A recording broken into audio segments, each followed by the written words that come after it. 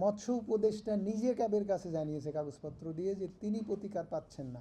এই বিদ্যুৎ বিল নিয়ে দীর্ঘ কত বছরের পর বছর ধরে প্রতিটা মিটিংয়ে আমি বলে আসছি যে আপনারা কাগজপত্র সহ লিখিত পাঠান, কেউ পাঠাননি।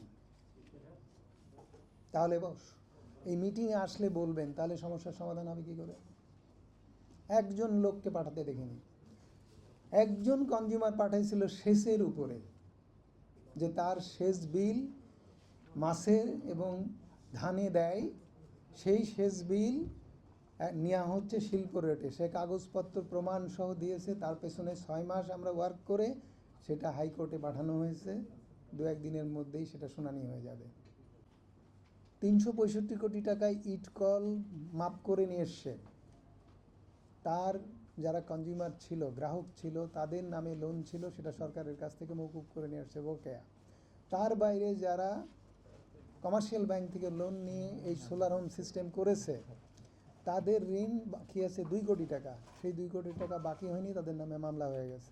তারা ক্যাবের সঙ্গে যোগাযোগ করেছে, সেইটা হাইকোর্টে ক্যাব মামলা করেছে এবং তার উপরে হাইকোর্টের আদেশ হয়েছে যে তাদের নির্যাতন করা যাবে না এবং 30 দিনের মধ্যে ক্যাব যে ব্যবস্থা নিয়েছে, তোমাদের কাছে যেসব আবেদন করেছে সেই সব আবেদনের নিষ্পত্তি করে কমপ্লায়েন্ট দাও।